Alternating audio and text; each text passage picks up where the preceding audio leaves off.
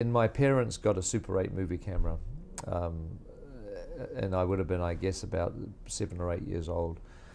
And so everything sort of naturally came together. And I realized that with a camera I could film my models, and I could create little scenarios a bit like Thunderbirds, and then I would create these adventures and film them, and it slowly grew from there. And then seeing King Kong, the original King Kong, happened very soon after that, when I was about probably 9 years old, and that did it for me. That was the film that really made me want to become a filmmaker, because it was so magical and such an escapist trip that I wanted to be the guy that actually sort of could do that and make these things happen and start from nothing, but create adventures that had all this stuff on them.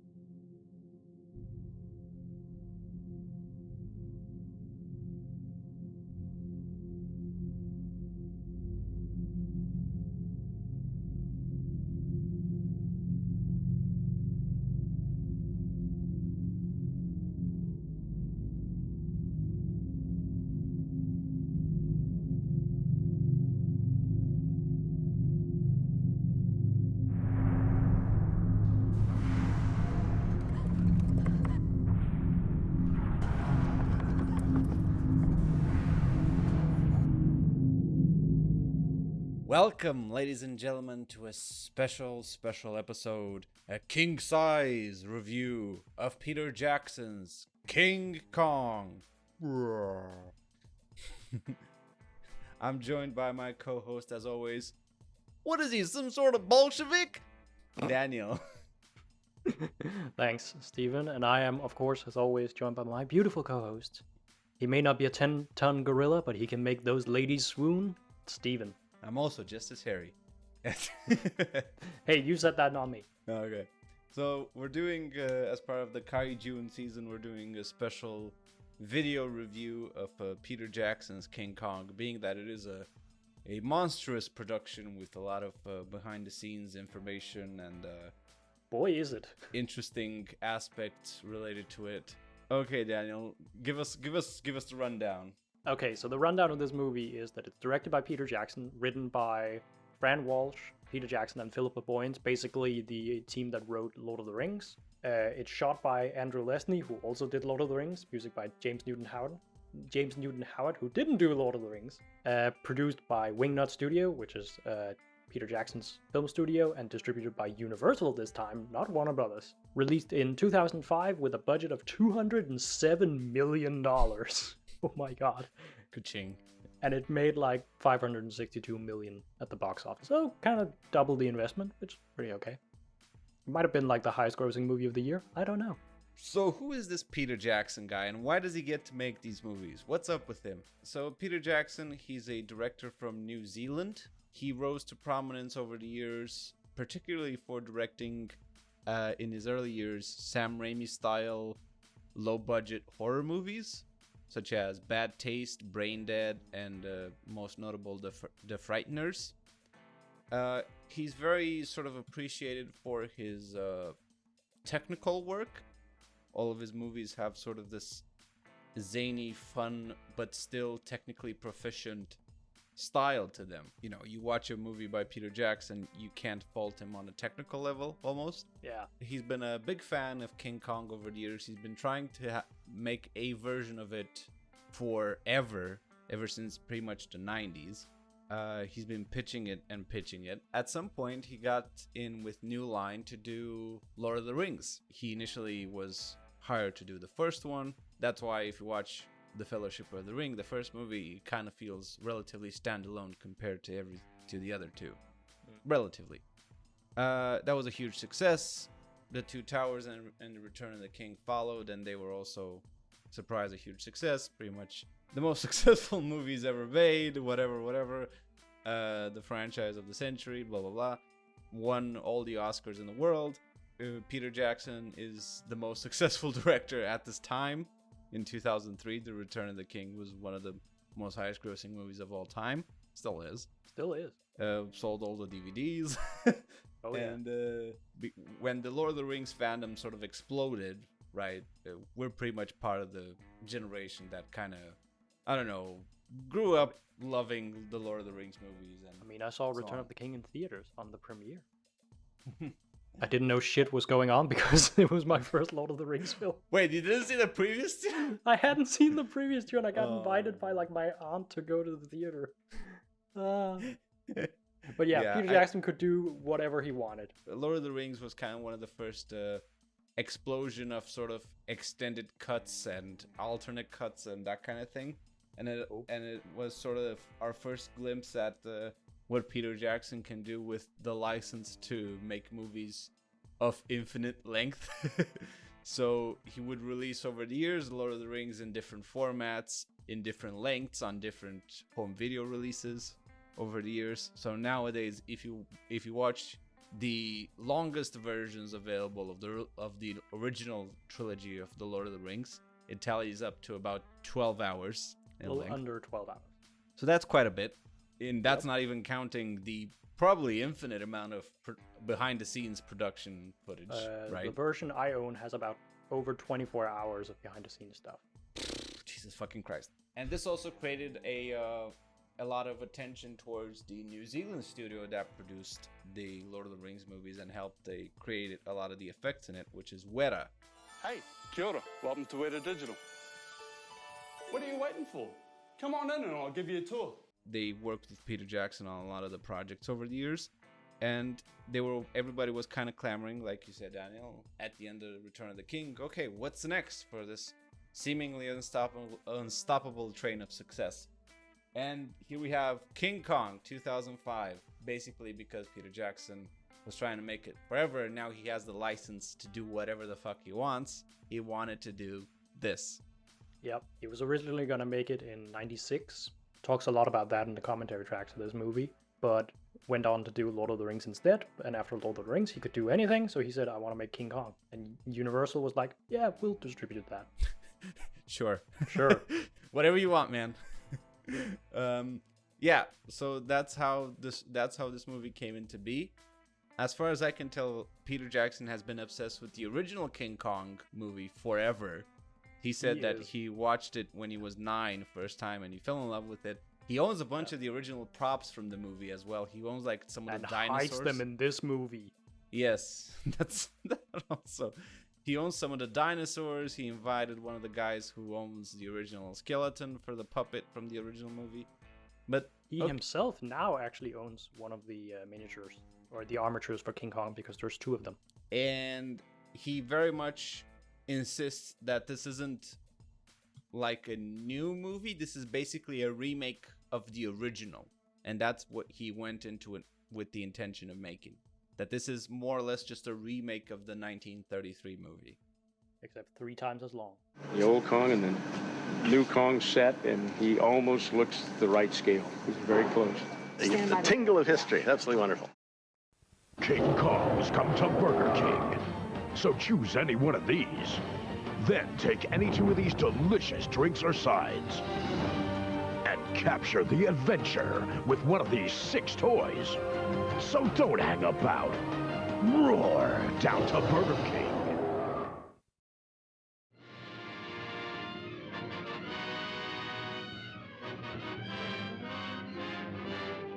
So the original King Kong movie came out in the 30s. It was a stop-motion masterpiece at the time. Still very good. You can find it online. It's public domain. It was the brainchild of one Marion C. Cooper, who grew up reading a lot of adventure books, and he wanted to do this. He had this idea for a movie about a giant ape. He was originally pitching this concept to Paramount. They didn't want it, so he went to RKO, an older movie studio that doesn't really exist anymore. and was basically hired. And he assigned screenwriters that worked at RKO. This was how the movies were done back in the day. They had like screenwriters on hand, including a very famous British novelist called Edgar Wallace, who wrote a lot of these adventure books himself. They sat down and created what is known today as King Kong. And then the final screenplay was written by James Creelman and Ruth Rose, and production was set, and it was a massive hit. And it pretty much inspired everything along the lines of Godzilla, and then Godzilla was very much inspired by King Kong. Yeah, and then everything snowballed into today. Yeah. You get anything punches anything. You want a thing, it's punching another thing. There you go. A car punches another car. Fuck it. Fridge man. It's a giant fridge man, and it's punching a giant toaster. But which one's got the biggest dick?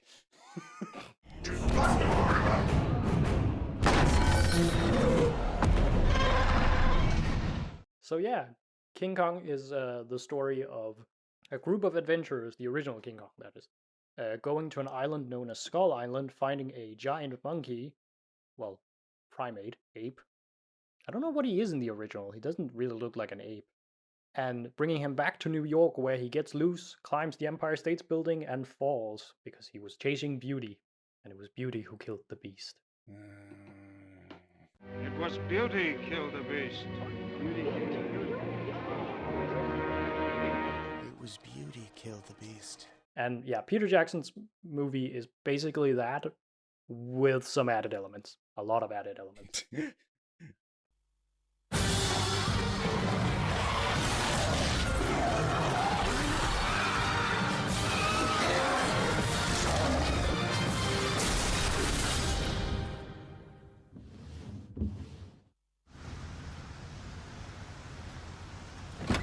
Whoa.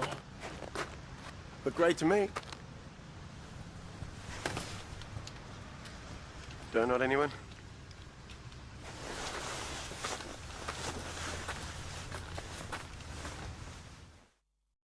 I'm sitting on top of the world.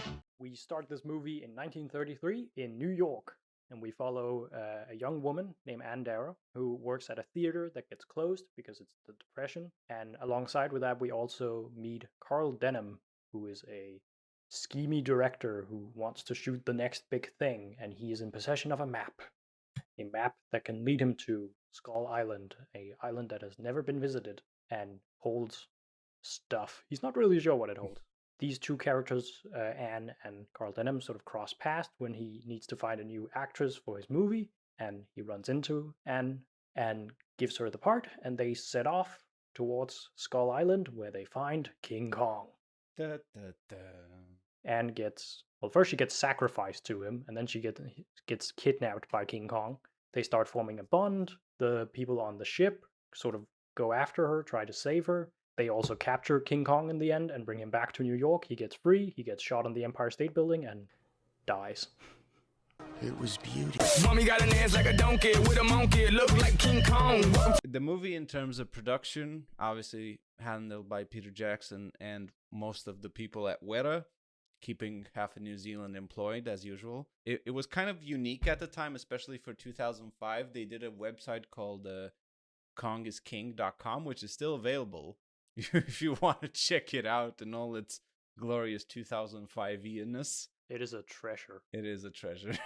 And they would post very, very low-res footage there of behind the scenes for the movie to kind of hype up, you know, the fandom behind it. The post-production stuff was a lot more interesting for me than the stuff that they showed while they were shooting.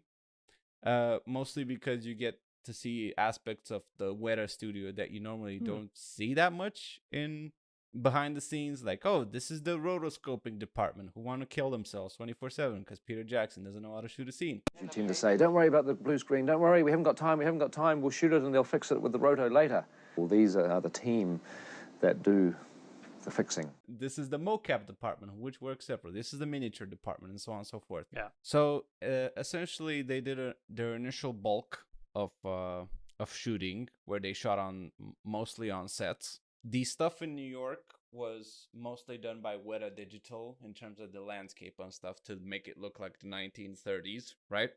They did pickups 20 weeks before release with the whole main crew coming back. We heard they needed us, so we flew in. Take care of business. I'm psyched that we're doing the pickups because I think I've gotten better as an actor. I think I'm going to blow Pete away with some of my new acting techniques. I'm going to bust out. So they shipped everybody back to New Zealand 20 weeks before shooting to like do awkward, like out of like everybody just like do this one scene, Adrian Brody, where you're yelling while you're clambering to a branch. ah! It's hilarious to me. Also, Jack Black is, hilarious and all the behind the scenes stuff. Here's to the motion picture business.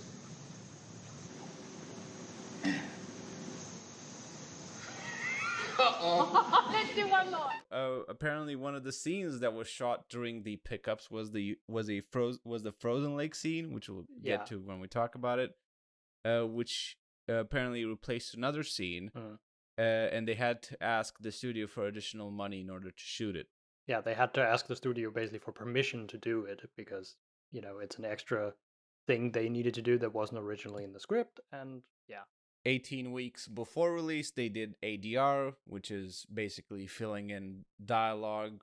When you shoot stuff on set, there's always noise, especially if you're shooting outdoors, because they had a set outdoors because they couldn't fit it in a studio lot, so they had to shoot it outdoors. And there were planes. This is in New Zealand, and there were planes flying on top of them in sequences. So they had to redub the dialogue for it so that you don't hear planes and stuff. And also, there are scenes where you can hear like fans and equipment noise from the studio. So you need to basically re-record stuff. And also the script changed. Yeah. So they had to redub sequences to fit the new changes in the script and so on and so forth. What's the hardest part about ADR? Getting Jack Black to keep his pants on. Scared. It's pretty hard. I feel like I could hear my pants a little bit wrestling. I can hear the. Let me take care of that. Let's do it again.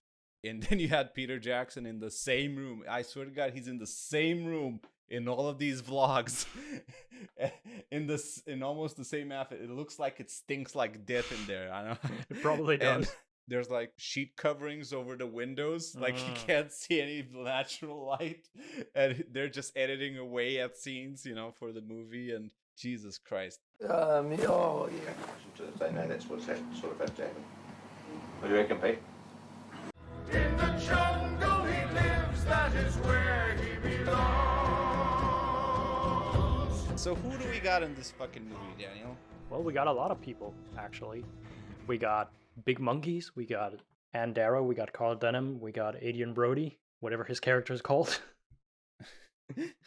Notably, we have sort of 4 main actors in it, all of them kind of coming off major successes. So Andy Serkis comes back to collaborate with Peter Jackson after sort of getting a big time success playing Gollum in the Lord of the Rings, Jesus Christ, Lord of the Rings.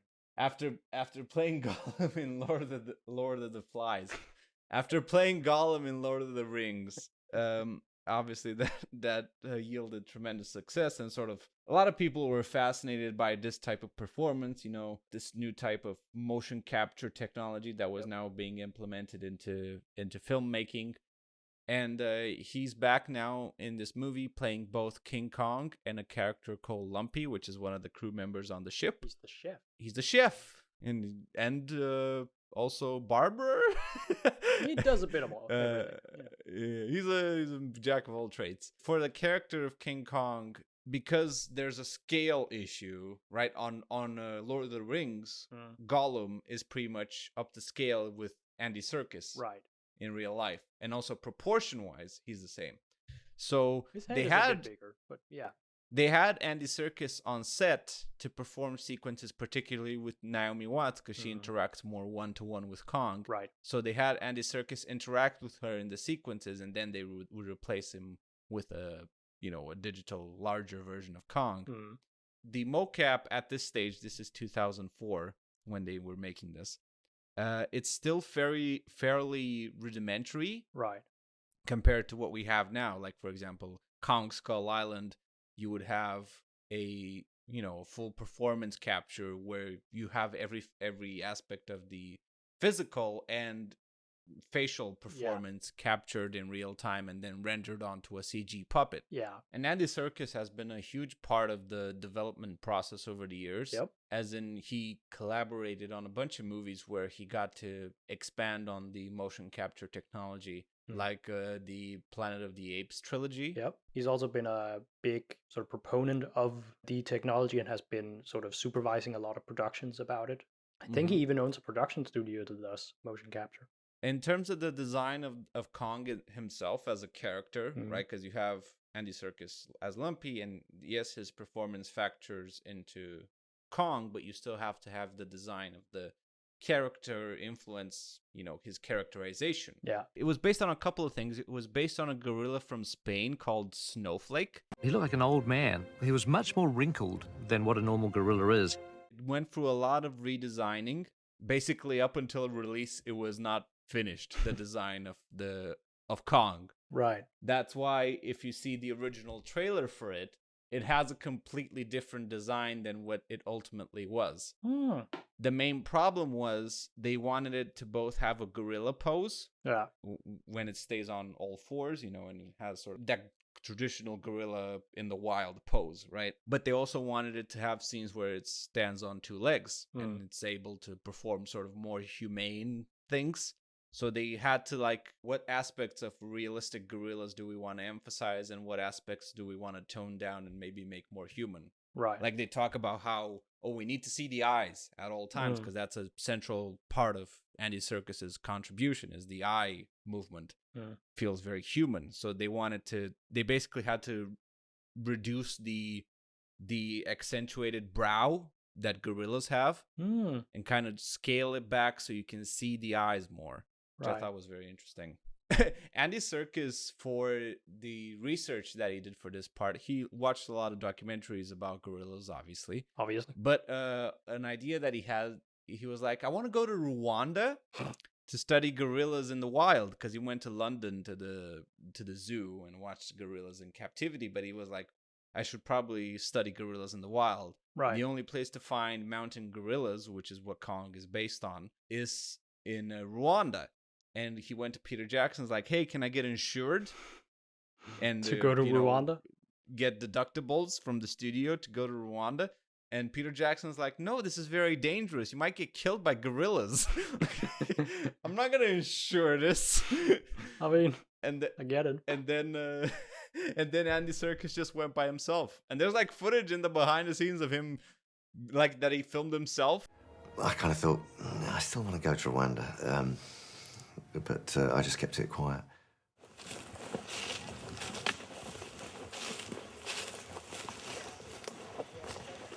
Just going through the jungle in Rwanda.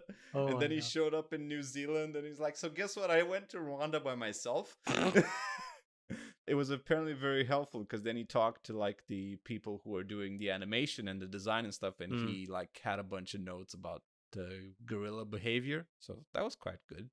The way they designed the head of Kong, which is obviously a very important part, is that they did first a mold cast of all the facial expressions that it will go through. And that's how they kind of, as initially Peter Jackson wanted a more deformed head with a snaggle tooth and sort of emphasize this, how people with gigantism sometimes have malformations. He wanted kind of to have what if a gorilla just had gigantism? Ah, all right. Those elements kind of got toned down over time and brought back to a more realistic base. But you can still see elements of it. He still has a snaggle tooth, and right side of his face is a bit dripping, right? It's a bit down from a physical encounter. So there you go. Who do we got next? Well, we got Ann Darrow, our lead?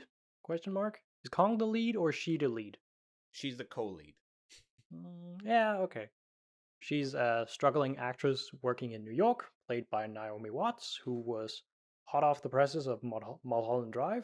Very famous actress around the time. She's still a famous actress. Yeah, but this was the height of her.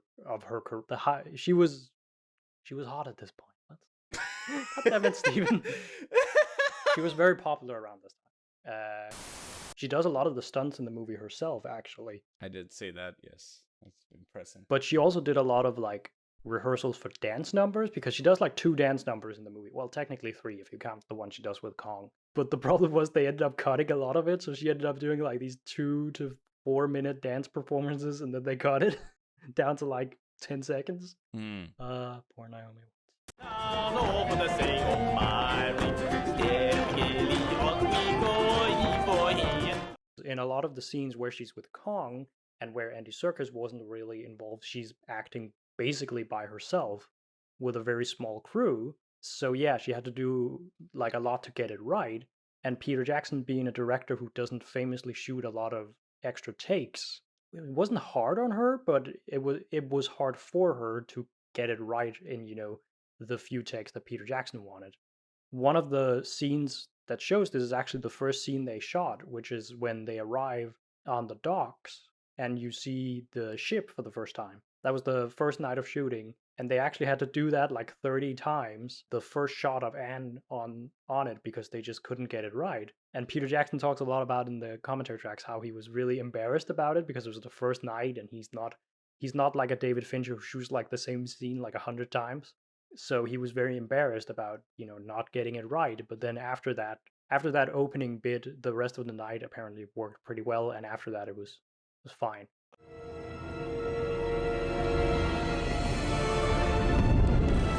They didn't want her and Kong to talk, so there was a lot of Naomi Watts just acting to nothing and trying to be emotive to nothing. And sometimes just on a pure blue screen set, because they would put in the jungle in post. Right. Which sounds really weird to say, but so she did she had a really hard job in front of her to do this, and she did a pretty good job, I would say. I agree. Off. Next character is Carl Denham, our villain. This movie's weird. Hero?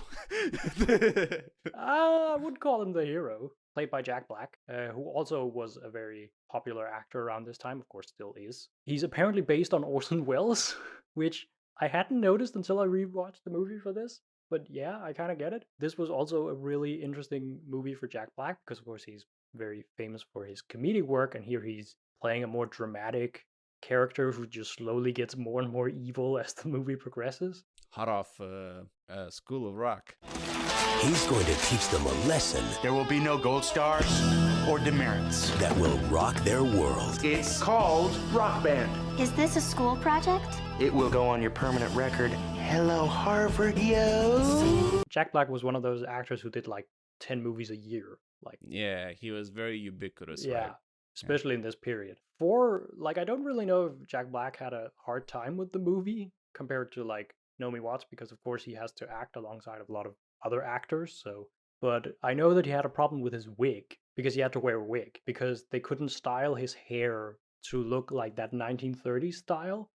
So that's why a lot of the early scenes, including the scene on the dock, he's wearing a hat. Because the realization that he needed to wear a wig, it was like on the day. They figured out, oh shit, we can't style his hair. It's too straight or something. So we need to get him a wig. So a lot of the early scenes that they shot with him, he is wearing a hat because he doesn't have the wig. He literally didn't get it until like the week after or something like that. But yeah, he's our villain, basically. The French champagne has always been celebrated for its excellence. Then we have our male hero. I need to find the character's name quickly. Jack Driscoll, played by Adrian Brody, who plays the playwright who writes the script for Carl Denham's movie that they are shooting on Skull Island. And nothing else. And nothing else, basically. He becomes like Anne's love interest as they go there, and sort of is one of the pushes to sort of save her when she gets taken by Kong. And she's sort of there at the top of the World Trade Center at the end of the movie, but yeah, he doesn't really have that much to do in it. Adrian Brody. Yeah, he also would have been really hot around this time. Yeah, from The Pianist, right? Yep. He won the Oscar for that, didn't he? Peter Jackson and Philippa Boyens talks a lot in the commentary track about how they didn't want his character to be too traditionally masculine. I don't get this. Okay, so in the original King Kong, the male main character is very much like Carl Chandler's character. So Carl Chandler is supposed to be a spoof on that. Kind of, yeah. It's just a little bit of humor, bud. What are you, a Bolshevik or something? But they didn't want that because then the movie becomes quite a bit of like, oh, Adrian Brody needs to find Kong and kill Kong. And it's like, no, that's not what he's doing. He's trying to get Anne back. He doesn't really know about Kong until they run into him. Mm-hmm. The only one who actually knows about Kong at this point is Carl Denham, who sees him through the gate. Yeah, so he's not your action hero star. He's more like the emotional male hero. I don't know how to explain it. But it's very funny to have them talk about how, well, we didn't want him to be too much of a traditional masculine hero, so we cast Adrian Brody and made him a playwright. He's a sensitive boy. He's a sensitive boy. We have some other people. I just thought we should mention them. We have because there's a lot. The cast is huge. The cast is is too much. Huge. Like, what is this, Armageddon? Anyway, we have Colin Hanks, the son of Tom Hanks, known for being the son of Tom Hanks, who plays Preston, Carl Denham's assistant. Very much, a more emotionally righteous character than Carl Denham, kind of more, centered. He's Carl Denham's like moral compass. There you go. Thank you. For a bit until he goes full. Nah, we're gonna capture this ape. We have Evan Park, who plays Hayes, one of the crew members on the ship with a military background, who is looking after this young kid named Jimmy, played by Jamie Bell. Yep. Who I'm sure is famous for something, but I don't remember what. He would later go on to play Tintin in the co-produced Spielberg and Peter Jackson Secret of the Unicorn. Oh yeah, and he was, Daniel, you're forgetting about his most famous role as Ben Grimm in Fantastic Four, the 2015 version. Oh, right. Yeah. Oh, God. He's not a bad actor, a though. Nymphomaniac. Yeah, he's also a nymphomaniac. He's not a bad actor. But he's very annoying in this.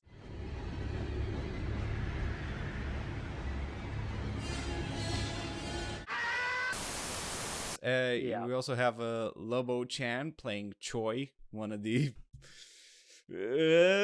crew members of the ship. Crew members, yeah. He mostly doesn't do anything, and he's mostly there to be a racist stereotype, maybe? I'm not sure. Very comfortable. Plenty dim light, fresh floor. Jesus, what do you keep down here? Lion, tiger, hippo, you name it. And of course, you mentioned Kyle Chandler playing Bruce Baxter, the actor who works with Carl Denham on all his pictures.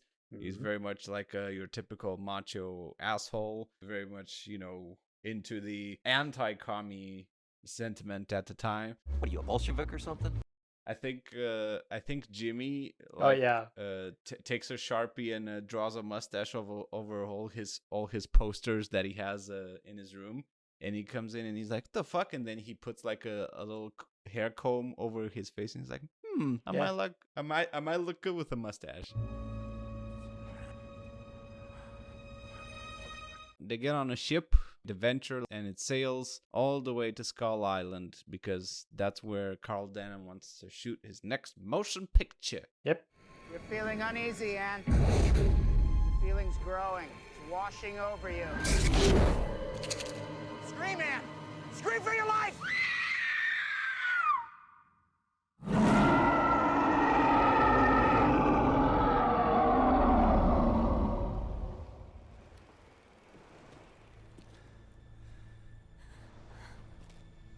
Herb, get the camera. Kong, the eighth wonder of the world. Just like in the movie, now he's yours. King Kong. Enter the jungle of Skull Island, where you swing Kong into action and help him battle the jaw-chomping, tail-whipping, and claw-pinching creatures. But Kong's mighty strength and powerful grip shows them all why he's the king.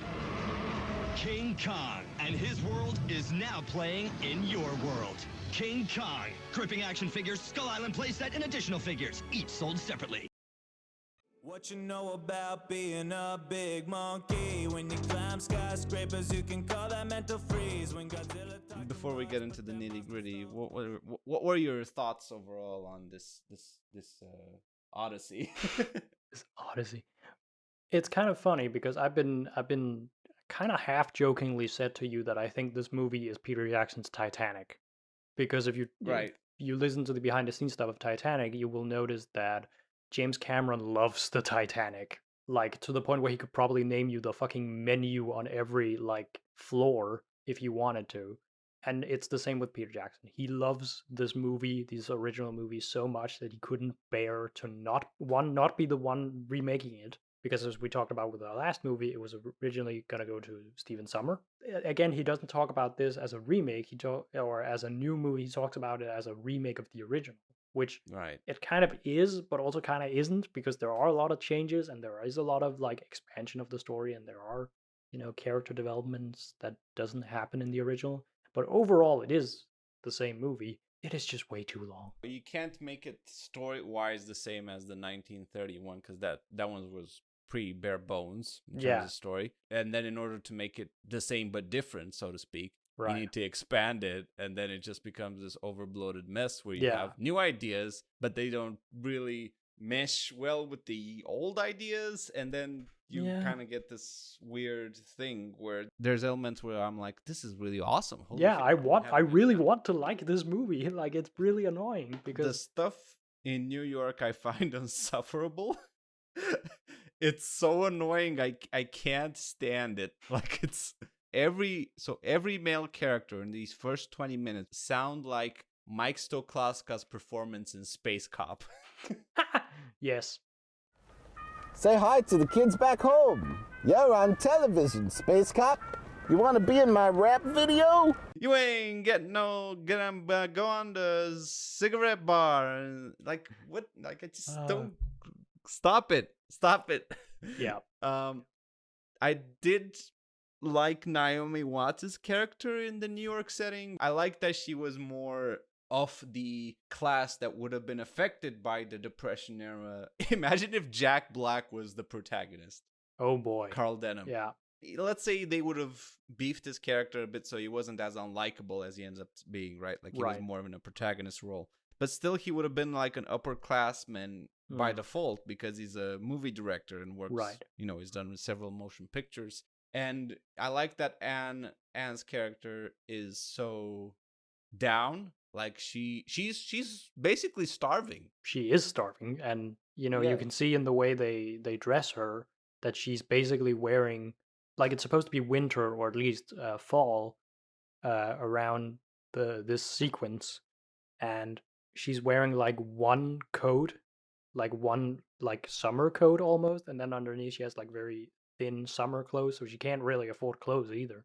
She's really down on her luck and really needs this gig, and I agree. I think if it's a more compelling starting point than if it had been Jack Black's character. I totally agree. Yeah, because the Jack Black stuff annoyed me because it's, I don't know. I'm kind of sick. Well, I was sick for many years, so I'm in a coma at this point. Of the movie self-referential stuff. Right. Where, like, oh, it's, we're making a movie, but it's also about the movie industry. And I'm like, I don't give a shit. And I get that it's supposed to be like a dig at Orson Welles because he was a weirdo control freak and blah, blah, blah. The electronic flash is built in, see? Now my flash pictures don't have to be blurry or fuzzy because somebody moved. There's a sharp Vivitar picture for you. Carl Denham's character is both a director and you have all that aspect, but he's also, in a very literal sense, a carny. Yeah. Like, he wants something as an attraction so he can make some cheap money off of it. Well, yeah, his original idea is to just shoot Skull Island and all the weird stuff that's on it and then sell it as a film. But then, of course, he sees King Kong and he sees that the Venture is a ship that transports live animals. And then he's like, well, we could take this monkey. But you see when where you have like the new and the old and they don't mesh with Carl Denham's character. Okay, you have a movie director. Right. But then he becomes an exploitative force. He takes Kong. He's the main force that forces Kong to come to New York. Right. And so, what are you implying? Are you implying that movie directors are are they exploitative by nature? Or I guess you could say that around that time a lot of directors were exploitative. I think it's just the idea, like in the commentary track, Peter Jackson and Philippa Boyens talks about his character going from the filmmaker to the guy who would do anything. The man can climb anything.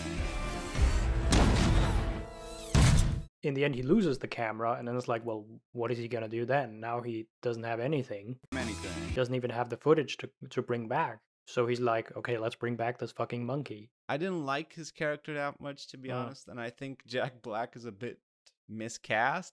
Okay, well, I'll be in my trailer until this is rectified.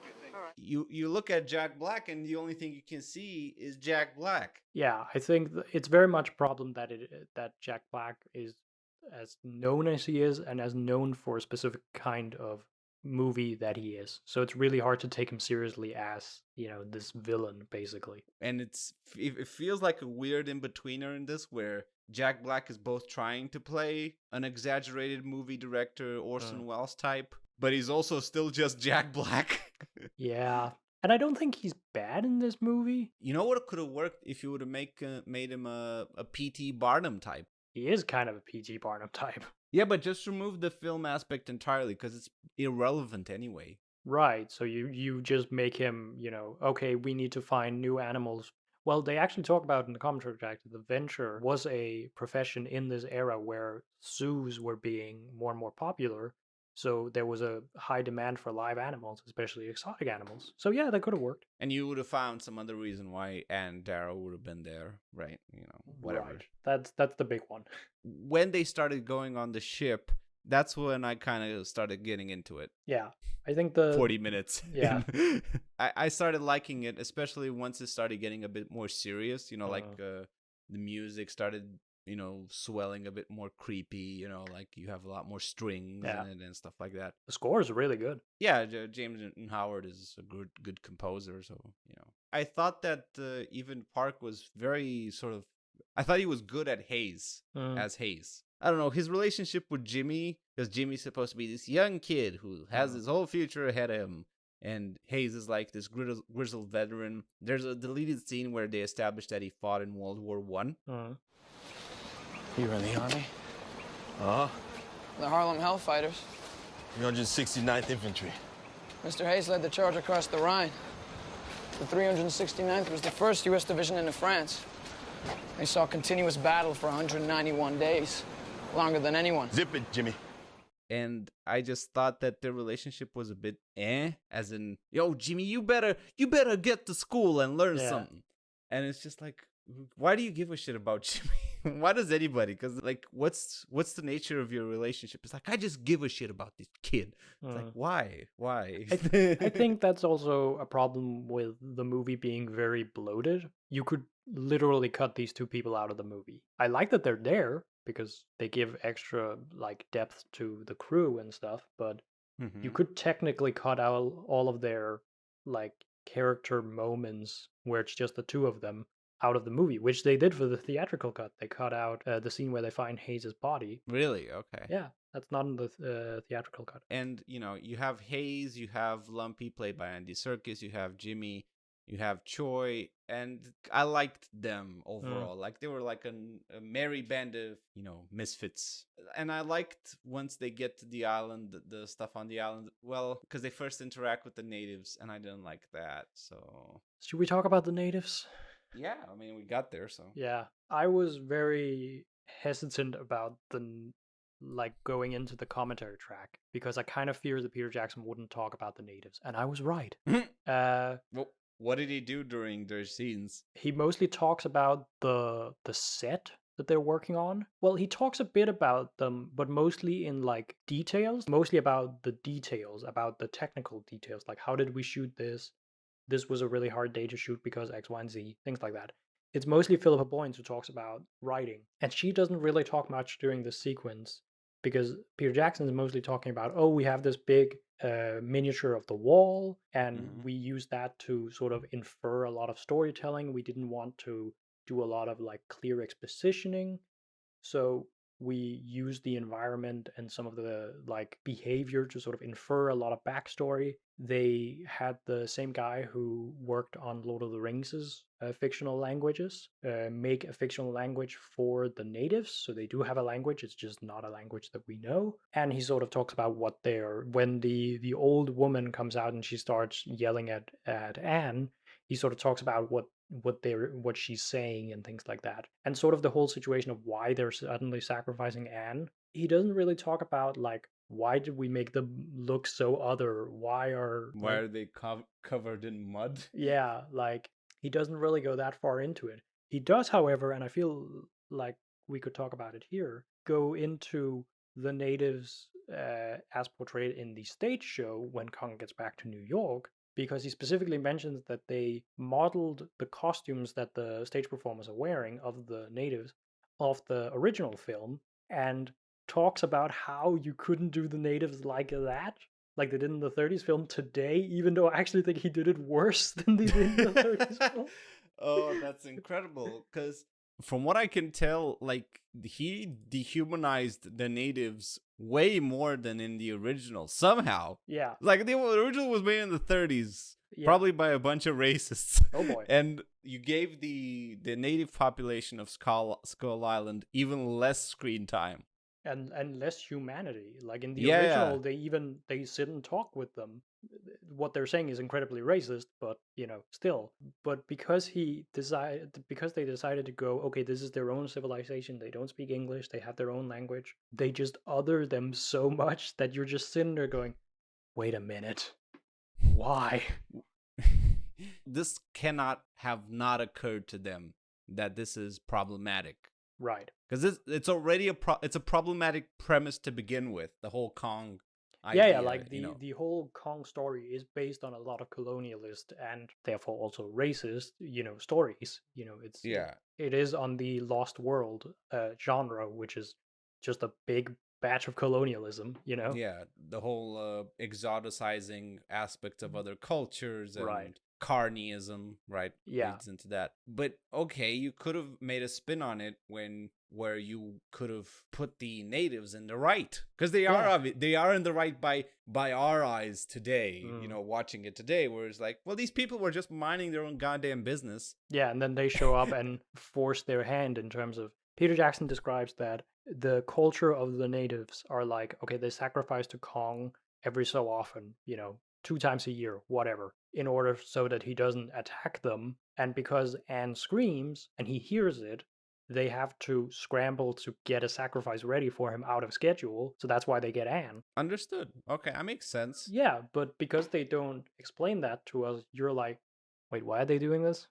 Yeah, exactly. It doesn't make that much sense. They do a little bit of explaining with, like, the first thing Kong does is bring her to the offering ground where there's a lot of, like, skeletons wearing the same necklace she is, but of course she stabs him and gets away. It's not clear because they don't really want to do that full exposition, which I get. It would be weird to sort of, how would they know that, things like that. It's so tone deaf. Yeah, as in, like the crew of the Venture, they kind of get in a scuffle with the locals. They start shooting. Yeah, they shoot them. Yeah. Like, that's horrific to do. You come in there guns blazing. I mean, maybe it's like it's period realistic for what people in the 30s might have done.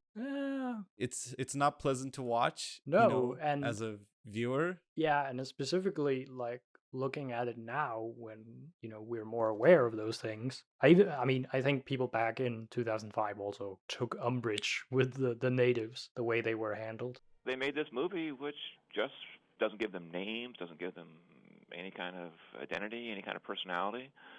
Just treats them as people who are just trouble in the way. If the filmmakers of this film didn't feel that anything that they were doing was racist, then why did they feel the need to change it from, their 30s? They were purely African people protecting this ape. Moving the film's location from Africa to the South Sea Islands doesn't remove the stigma visited upon the native people depicted in it, says Newsday's Jim Pinkerton. A race of islanders, a sort of a Melanesian, Micronesian society. They're very much a hunter-gatherer people. It looks like that is part of their historical culture. We had them out in the freezing cold night with no clothes on, well, very little clothes on, and then we put rain on them.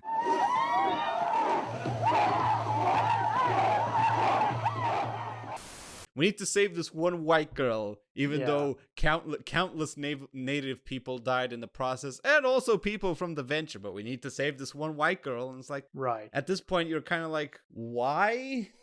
Just pack up and go. Fuck it. I mean, I noted that there's a stylistic choice here that I didn't like, which is the low shutter slow-mo that they do.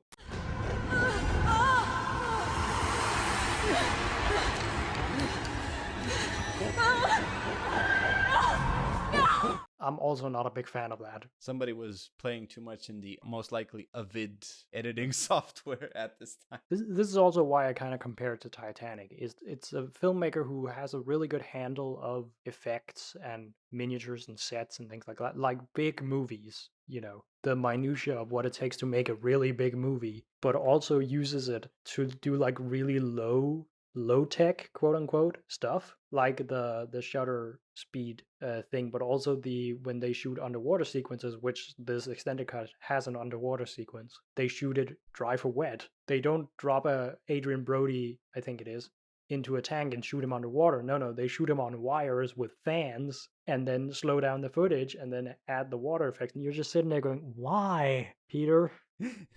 Yeah, and the slow-mo stuff I thought was the worst technical aspect of the movie to me, because it just made it look cheap. It looked like a fucking B movie, which I guess Peter Jackson has in his repertoire before this. But like, you put so much effort into everything else. Why did you go for this? Maybe it was in style at the time. I don't know, 2005. Cut my life into pieces. This is my last resort.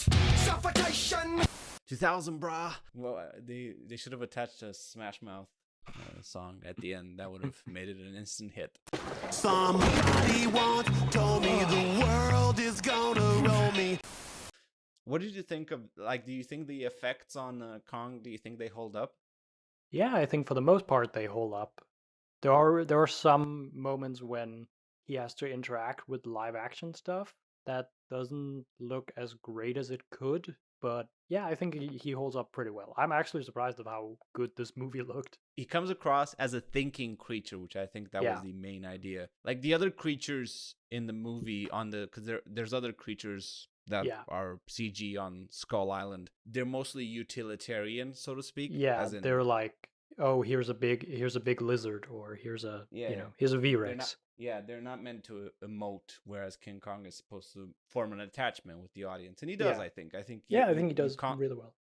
You're constantly thinking, "Well, what is he thinking? What's going on in his brain?" Right. I thought that was very like a revolutionary aspect of the movie. Oh yeah, you know.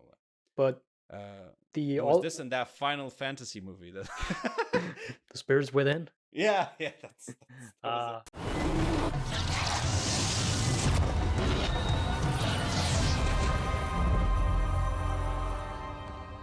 Where are we? Philippa Boyens also talks a lot about how getting Kong's character right was very important, because he's of course supposed to be an animal, you know, right? But he's also supposed to be like emoting and being, you know, sympathetic to the audience. But they also wanted their relationship, the relationship between Anne and Kong, to be kind of not to be perfect. So, for instance, when they first start forming an attachment, you know, when he starts laughing at her for falling, he keeps like pushing her over, and she says no. She literally like confronts him and stops him, and it's one of the only times where she literally talks to him, and he understands, and he's like, oh shit, I went too far. And you can actually see him sit and contemplate that he went too far. No! I said no!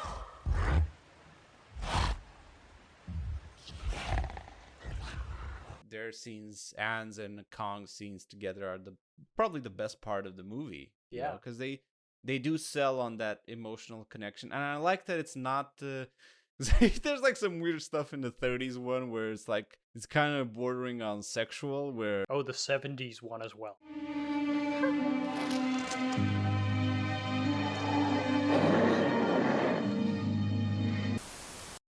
It is. And she calls, what is it? She calls Kong a chauvinist ape. Oh, Jesus. It's great. And this, it doesn't come across to me as a romantic relationship at all, No. which I think is a good idea. Yeah. 'Cause again, it's an animal. It's more of a, we understand each other. We're both sort of outcasts. Because you see Kong, he doesn't have any other members of his species.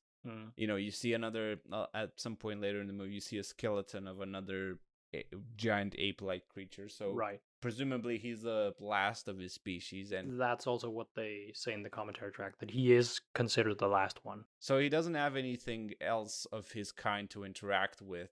And so him and Anne, kind of like friends, which I thought was nice. It's beautiful.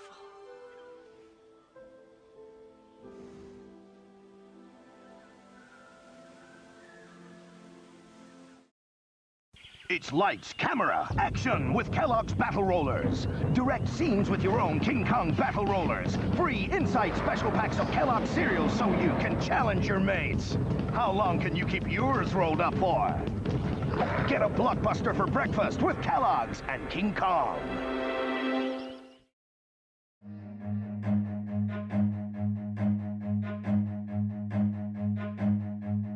Run.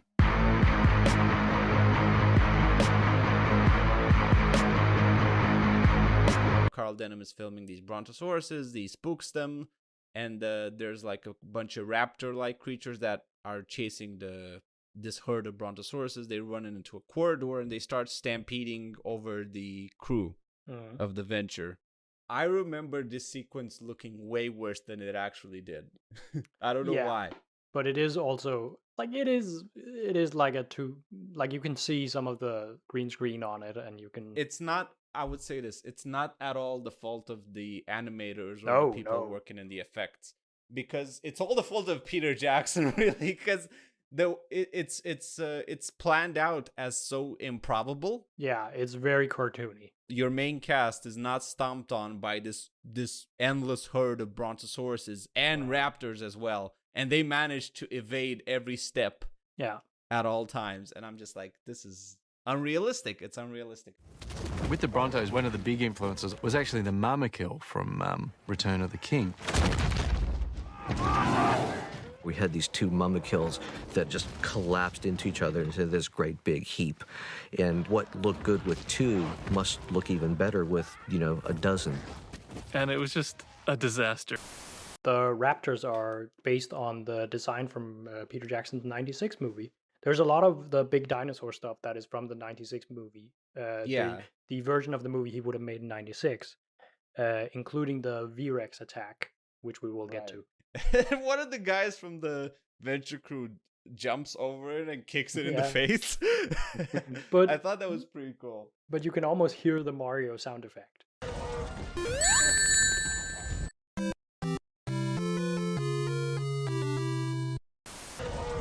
Whoa, whoa, whoa, whoa, whoa. Do you ever have one of those moments where you think, how the hell did I get here?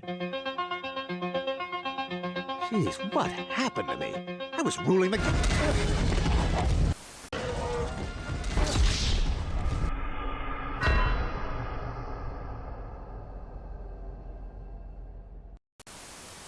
And then the stampede kind of falls off a cliff, and that also looked very kind of unrealistic. Like everybody's unscathed, even though like creature the size of small buildings, they all hurtle off a cliff. I don't know. I just thought it was a bit silly. At some point, they get attacked while they're in a swamp by a giant piranha eel creature. What is it they call it in the commentary track? Because all the dinosaurs have names. Right. I think the brontosauruses are called brontosauruses. Peter Jackson mentions that around the time of the movie coming out, Brontosaurus was no longer a term for an actual dinosaur. Yeah. Yeah. It had been given a different name. I can't remember. It's a bit more like, cartoonish violence. Some Yeah. crew members get eaten. Carl Denham keeps rolling the camera. Yeah. Well, like a guy just, while they're like... They're like lying on the beach, and then a guy gets picked up by the fucking giant fish, and he's just sitting there rolling the camera. It's like, okay. Did you get that, did you? I'm liking it, and then they kill a dodo bird, and I'm like, fuck! The only animatronic creature for the entire movie, and they cut it from the theatrical cut. Yeah, but it also it doesn't look 100% there. It kind of looked a bit, Yeah. I don't know, moldy, like it's a mold. So do you think that they wanted to include something about how, intervening in wildlife is bad and that kind of thing? No. Well, because it doesn't endear the crew at all, right? No. Like, you killed a dodo bird, goddamn. Well, you also apparently murdered an entire native civilization, from what we know. What was the point of it then? Well, the point of it was to have a like scene where the audience would think that they were shooting Anne by accident, because we see Anne run around as well, and it's intercut with the crew, and then Lumpy, I actually think it is, starts shooting, and he ends up shooting the dodo bird. He's the trigger happy one, because he shoots at like bugs and shit. Yeah, that's at least how they talk about it in the commentary track, that it was meant to be like oh no, did they shoot Anne? No, they shot an animatronic dodo. I didn't feel bad at all when these guys were getting eaten later by all these other creatures, because I was like, well, fuck them. They shot a dodo bird and natives. So I'm like, fuck them, like they get what they deserve. But I think that is kind of the point of the movie. Specifically, Carl Denham's character is supposed to, like, the further he gets into the island, he becomes more and more of a bad guy.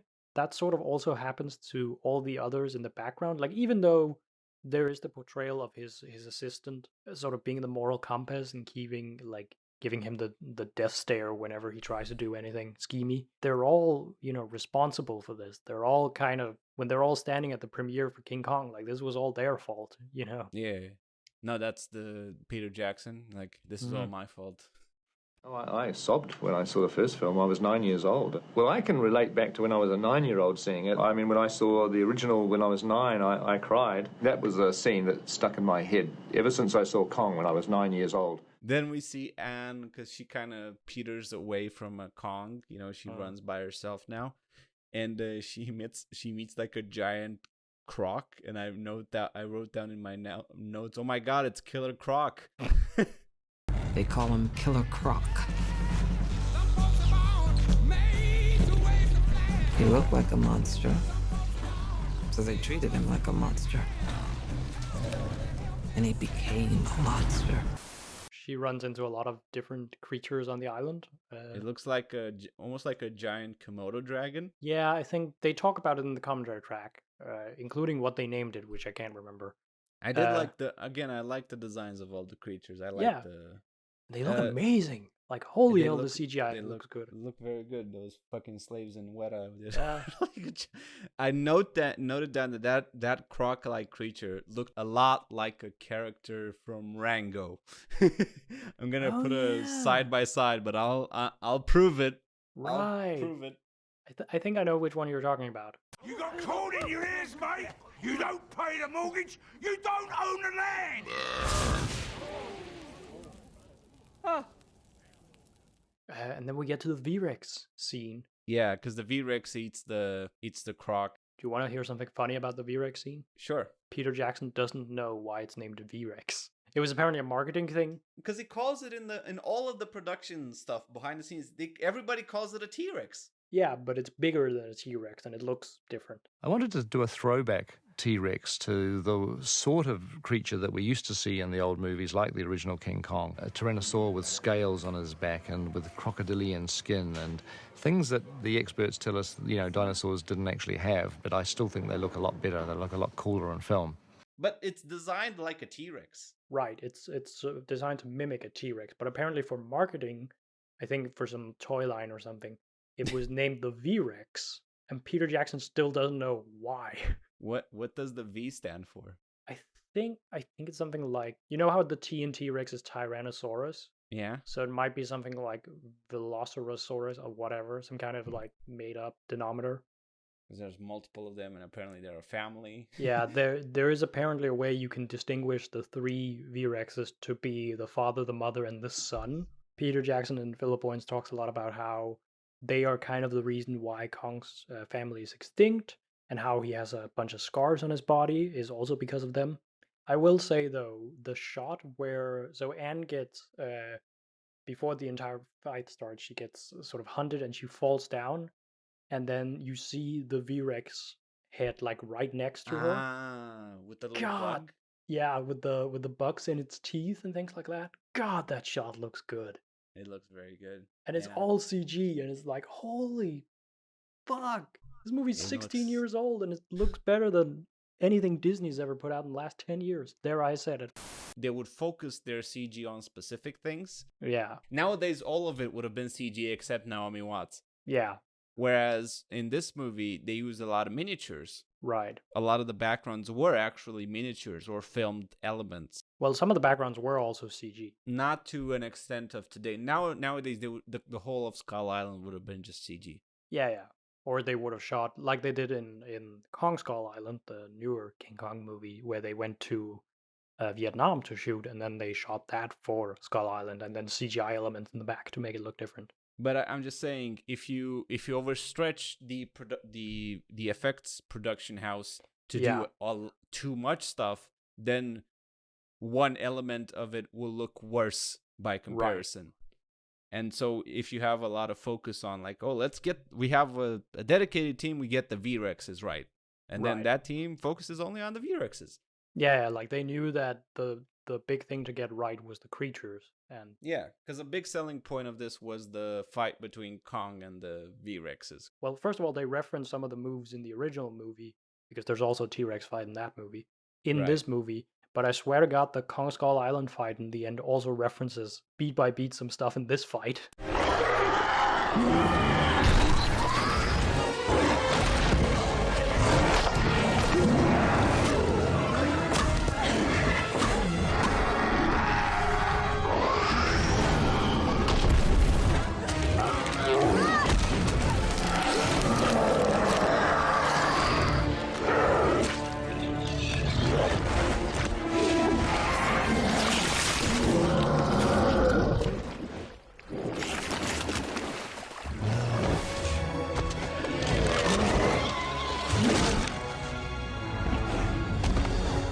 Looks really good, and you can tell like a lot of effort went into it because it was a selling point of the movie. Yeah, like I remember when I was a young lad, they were hyping up the release of this movie, and I was seeing like TV guides and shit, and on weird, outdated movie news on TV, and a lot of it was centered around this still shot of Kong on one side, the V-Rex on the other. So obviously that was a bbig selling point. I think they used it for a lot of posters as well. Right. He dislocates one of the V-Rex's jaws, like killing it. Yeah. And it's like very brutal, like holy shit.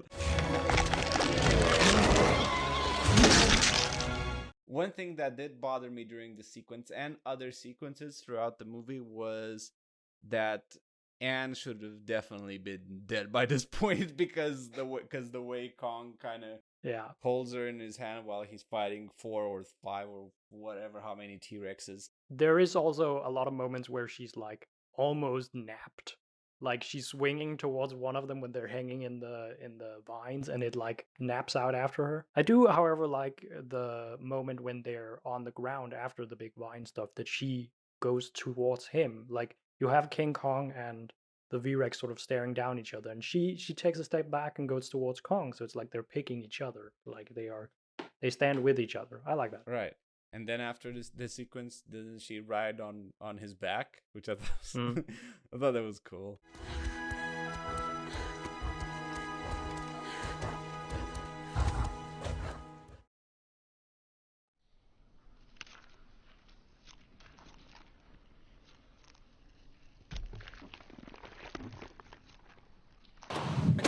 Thank you, Seamus. Just in case. Try hard. I can't just walk in on a set and say, I'm going to direct this bit. If Peter feels safe, I guess I have to feel safe. Just kind of have to go with it.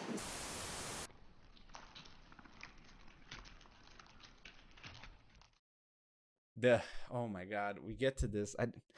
The abyss, or the pit, or whatever you want to call it, the nightmare sequence. I'm so glad that so many people at Weta worked so hard to bring my nightmares to life. This scene is horrifying. Oh my God, does it look good? I have a funny story about this. So I guess King Kong was playing on TV one night. I was just doing my homework. One of my friends messaged me, and he was like, turn to channel 11 or something. Right. And I was like, all right. And it was that sequence, and like at the moment where Andy Serkis is sucked alive by those fucking things, and I was like, "Oh my god, what the fuck!" I didn't even recognize it was King Kong. I immediately turned it off, like, and I wrote like, "Fuck you." Yeah, even Peter Jackson thinks this scene is horrifying. The remaining cast of the venture is thrown into this pit where there's a bunch of disgusting looking bugs, some things that look like penises. His hair sticking out of some parts of it. You know, it's no hiding what it kind of resembles, and it's just disturbing. Basically, it's a penis with teeth. It comes down to that. This should not be in any DVD, any video. Should not even be recorded. Yeah. But it was hysterical because they're trying to submerge this giant penis thing and trying to, classic stuff. And it just, nobody could keep a straight face. Oh, yeah, okay, cool. Sorry, people. Giant wettas. They're not cockroaches, they're wettas. No, that's funny. Jimmy probably shoots a Tommy gun at the. That's the most improbable thing in the entire movie. If you know how bad a Tommy gun is at hitting a target, that scene is hilarious. Yeah, because one of those disgusting giant bugs is on Adrian Brody, and Adrian Brody screams at Jimmy, "Shoot it! Shoot it!" With a Tommy gun, the most inaccurate gun in existence. And he doesn't hit Adrian Brody once. He just shoots the bug, and I'm like, no fucking way. Get it off my face! Stay still! I am standing still. And that's where we find out that Jack Black's camera is broken and all of his movie is lost, and that's when I guess his priorities start turning towards because they get saved by the captain and the remaining and the crew that went back to the ship, and that's where they sort of talk to the captain about, hey, do you want to get a bigger prize, which is Kong. Yeah, because the venture ship would ship animals usually, right? So they would have the ability to do that, even though they don't show it, because I don't think they figured out logistically how they would show that.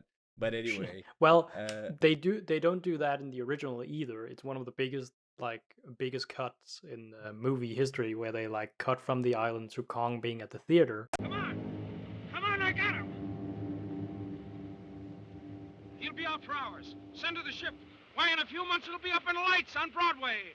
Kong, the eighth wonder of the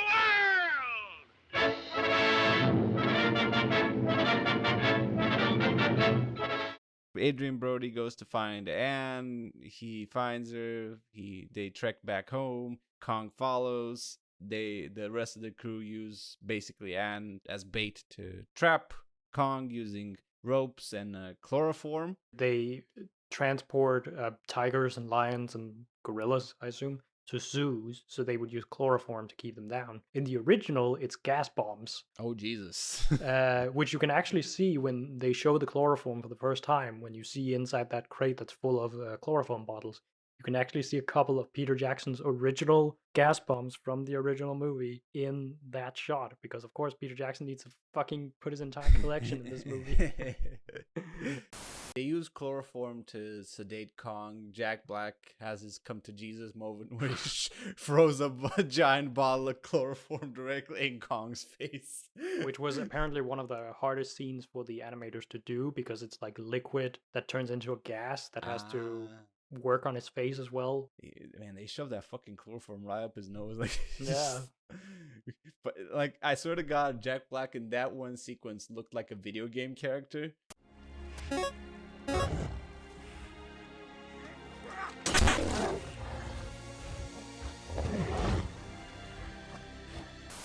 Back in New York, where Carl Denham has the King Kong creature as an attraction at a theater, and it's jam-packed full of all of his business friends and New York and Hollywood people and whatever. And the people who are still alive. Okay, Jimmy and the captain, they're still alive, right? Yeah, but they're not there.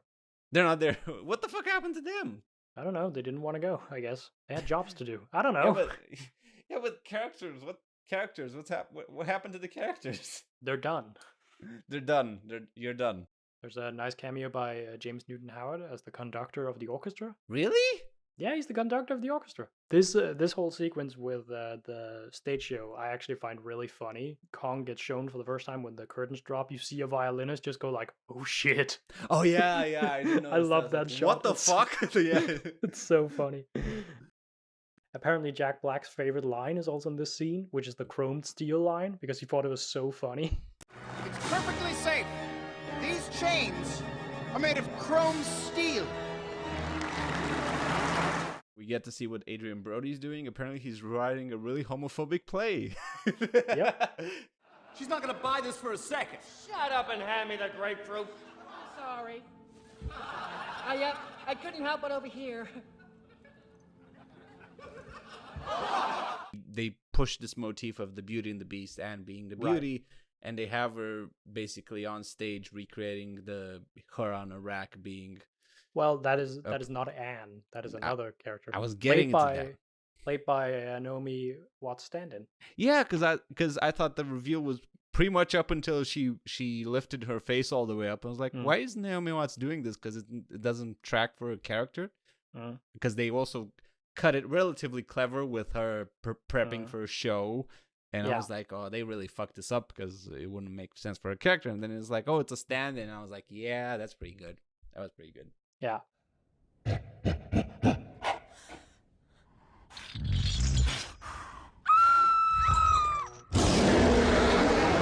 With the flashes and everything and the chrome bracelets. Chrome steel, they break and Kong is set free and he rampages on the theater, murdering a bunch of people. He steps on some motherfuckers. And totally ruins that theater. Yeah, that was pretty impressive considering that they couldn't do that for real, obviously. Well, it's a CGI set, apparently. Oh, interesting. Okay. And then he fucking leaps after Adrian Brody. He's like, "You motherfucker!" And yeah, he sticks his head into that hallway thing. That was pretty good. And then he gets out and starts rampage. Well, he doesn't really rampage. It's more like he's confused. Yeah, he's looking for Anne because he wants basically a friend, or and somebody that. He just starts picking up random women, and when it's not them, he just throws them away. It's an embodiment of Tinder. Swipe left. For some reason, when he does that, I can't stop giggling because it looks kind of funny. But it's just like, woo! Funny. The CG doubles are kind of goofy looking. And then the military gets put in, and suddenly we're in a fucking Saving Private Ryan movie. And I like that he just hates Adrian Brody so much. Yeah, I love that he's just like, whenever Adrian Brody is around, he's just like, oh, this motherfucker's gonna get it. Because he's in a taxi and he's driving around and Kong is like, I'm gonna fucking smash you. Flip your car. He flips the car and I'm like, how is Adrian Brody not dead? Yeah, this is a 1930s car. He was not wearing any seatbelts. Yeah, he would have been turned inside out. He and Anne meet in a very dramatically lit scene. Yeah, very. This is again why I call this movie like his version of Titanic. Both this and Titanic feels like a movie from the 40s made today. Yeah, in a way. But Jack is a ape. He will never let go. He'll never let go. Paint me like one of your French girls, Kong. I mean, they do both die. Spoilers. I'll never let go. I promise.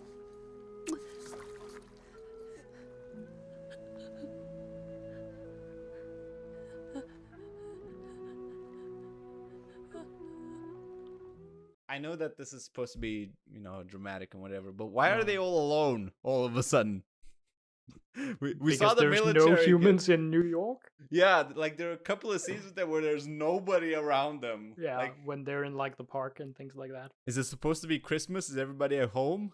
It is supposed to be Christmas, or at least around that time. Okay. The scene where they're on the ice lake where they're skating around, it replaced the scene where they're in front of, because they're around Macy's mall. Apparently, the original scene was Kong playing with the Christmas light, but they replaced it with the scene of them on the ice. I like the scene. Yeah, I also like it. It's kind of goofy. The military nuke the ice ring. I mean, fuck's sake, now fucking Donald Trump is gonna have to repair it. Mayor Koch and Donald Trump shook hands and came out complimenting. complimenting each other for reopening Wallman Rink. We also came in $750,000 under budget. So they pretty much pitch into the classic Kong scales, the World Trade Center. Germany killing the World Trade Center. You mean the Empire State Building? Whatever. Oh yeah. Oh shit. I just In the 70s version, he climbs the World Trade Center, but not this one. Oh, that's really funny. They should have done that. They should. It was not built in the 30s. They shouldn't have done it anyway, and then have a plot twist where it reveals that it's happening during 9/11. It's a dream of the Robert Pattinson character standing in the towers. Yes. Remember me? Yes. I mean, why don't they just have this twist in every movie ever? For the listeners, if you don't know the movie Remember Me, it's a romantic drama movie where Robert Pattinson plays a guy, and the end is him standing in the World Trade Center on 9/11. It's beautiful. Mwah. It's supposed to be like a tragic finale where you're suddenly like, oh shit, he's not gonna get home, and it's like, yeah, of course he ain't. He's standing in. Oh my god. Yeah, it's pretty good. So there's like a squad, and the guy in the center of the frame is like, "Man, this is New York City. Yeah. We're not gonna allow some dirty ape on our street." Blah blah blah. And then Kong immediately crushes the convoy. That is a scene that is not in the theatrical cut. All those people in the van are animators at Weta. Oh, interesting. Again, there's a lot of cameos in these scenes. Okay. Scales the Empire State Building. The fighter planes from the original show up. They shoot him. He gets killed and falls off the Empire State Building to his death. There's an interesting moment after he has fallen, because we don't see him land. That's very important that we don't see him hit the ground. All right. At least according to Peter Jackson. All right. But there was a moment where they sort of imply that Anne is also supposed to jump afterwards. Okay. But then Adrian Brody comes up and stops her. Is that what the implication was? Yeah. I didn't get that. Did you get that? No. Is that what Peter Jackson thought we were supposed to get? Yeah. Oh, that's interesting, because, yeah, I didn't get that. No, me neither. Okay. So, this is kind of interesting, because, so is the idea then that Anne is supposed to have some sort of suicidal tendencies, or? I think it's more that she has a connection with Kong, and now that he's gone, it's like, what does she have? And then, of course, Adrian Brody comes up and goes, "You have me, honey." And it's like, yeah, but oh, you're in this movie. Oh yeah. You. And then she should have jumped anyway. Oh, it's you. I was hoping for Jimmy. Jimmy's gone. Jimmy's gone. Toots doll. Tell me about this case, Chief. I'd like to give it the old college try. Over to...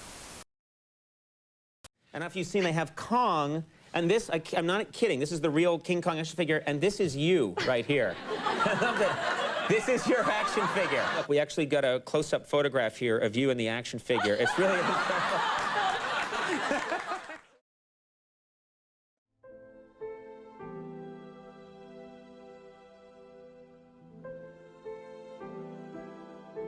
I don't know how to feel about this ending, because it's supposed to be a tragic ending, right? Like, it is kind of sad. It is sad. It's sad, but at the same time, you do have sort of the the breeding pair gets back together, and we're supposed to be like, yay? Yeah, I think it's because we have that big chunk in the middle on the island that you kind of forget the character development that they did on the boat.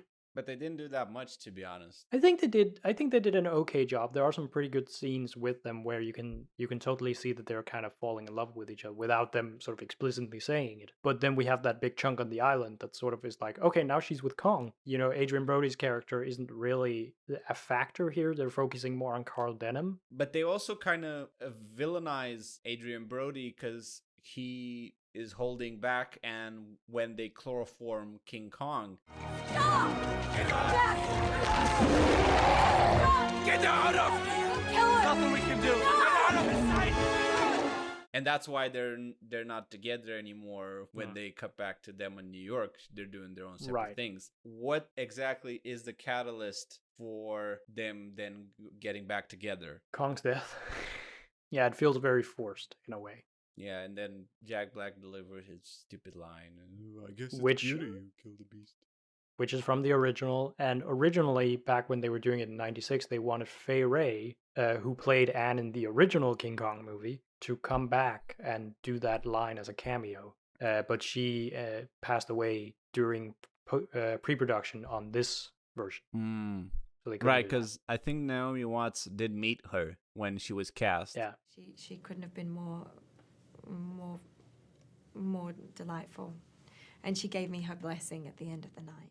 Honestly, I can't really piece together what the message of the movie is at the end. Don't do colonialism?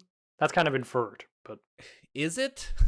I mean, based on the actions of the main characters and notwithstanding, I would say yeah, but it's not a thing the movie like talks about. It's not a thing the movie itself pushes forward. It's more through the actions of the characters. Okay, so Kong is sitting there and he's supposed to be in his natural environment. He's relaxed but kind of sad and whatever, and they're looking over this beautiful jungle, on Skull Island, and Anne points at herself and says "beautiful," which I thought was that's a very vain thing to say, is it not? Like, beautiful, like me. I get it now.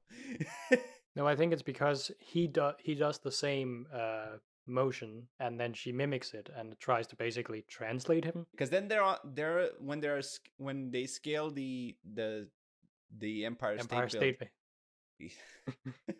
The Empire State Building, and they're looking over New York. Right. They reincorporate that, and she says, "Oh, beautiful," again, right? Yeah, because they have a moment of peace. What's the point then? Is it peace? But I think it feels like they're trying to tell us something, but I'm not sure what it is. Right.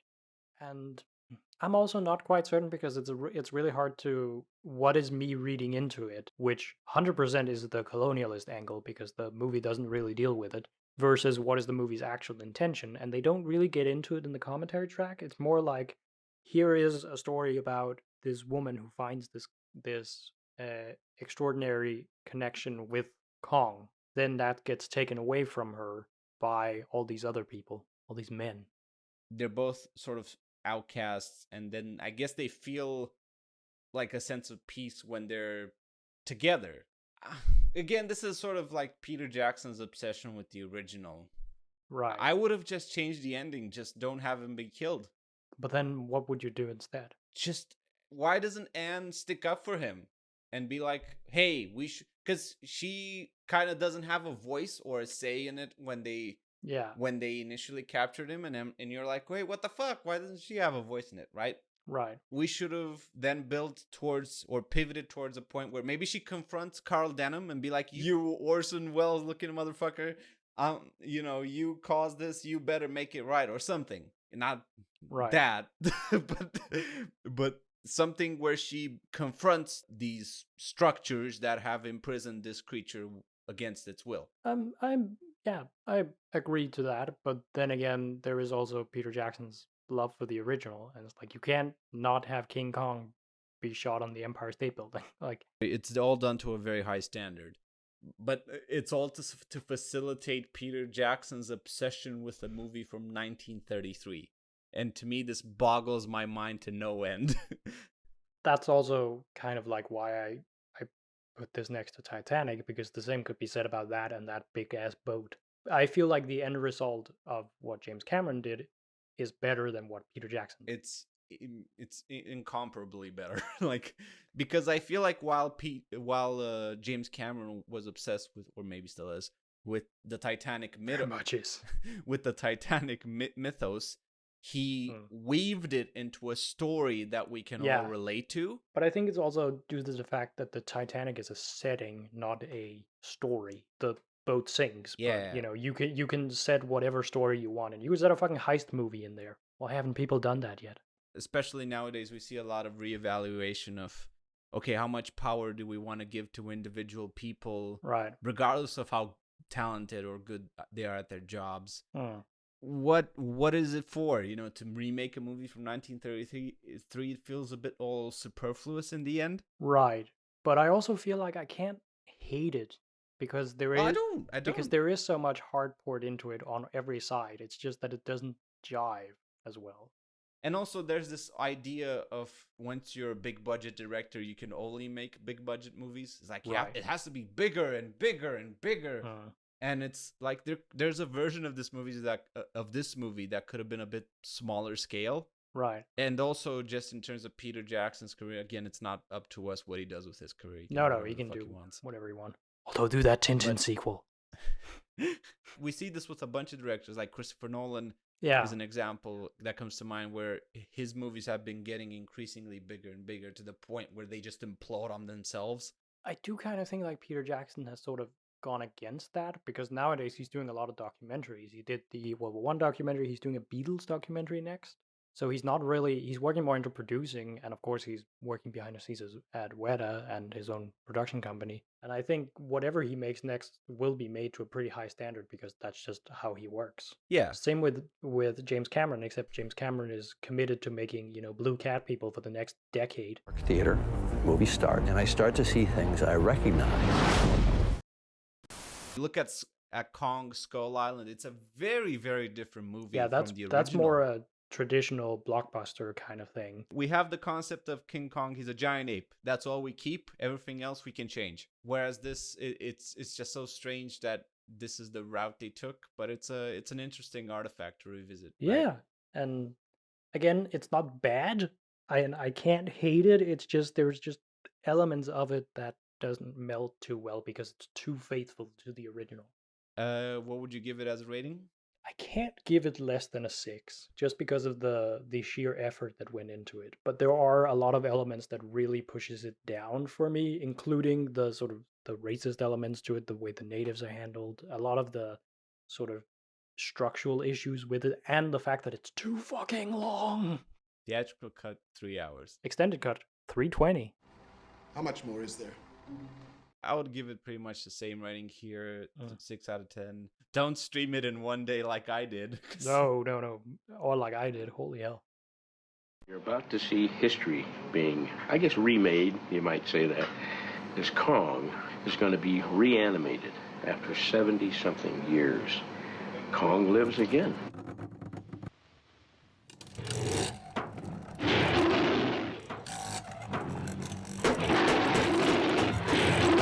When you're dealing with something like King Kong, it's just way more than being a movie. There's so much history. It was a film that made me want to be a filmmaker. And then we got another influx of people when we did King Kong, because there's a lot of Kong fans out there around the world, and people just wanted to work on Kong. And then Jim Cameron, obviously, Avatar, we were just, we're doing Avatar, and we got a lot of people coming down for Avatar. So we're very much a company who attracts people because of the particular project we're working on, not just as we don't do a million different jobs. Right. So what was the draw to The Lovely Bones? There you go. This is our final review structured for this season of RODANE, the Kaijun season, which will probably be extended to July. Yeah, probably. But yeah, we had a good ride, right? Yeah, some good movies, some not so good movies. What are you gonna do? But we're gonna do some commentary tracks on the 3 movies, also kaiju related movies. We're gonna do next The Meg as a commentary track with Jason Statham. With Vin Diesel or Jason Statham. It's Jason Statham. Nobody really knows. But are you sure? I'm pretty sure. Yeah, it's Jason Statham. It's Jason Statham. And we're gonna do the movie Q next with David Carradine. That's gonna be interesting. And we're gonna cap it all off with the Danish-American production Reptilicus. Which, oh boy. That movie's gonna be a thing. This movie looks like it made all the dimes. And cost all the dimes. All 10. Yeah. All right. So thank you for listening. This is our first sort of major feature length. I mean, it is feature length based on the length of the commentary. So hopefully I'm not gonna kill myself while editing this, and you'll get it as soon as possible. And thank you for listening, and look forward to our next episode. Yeah. See ya. See ya.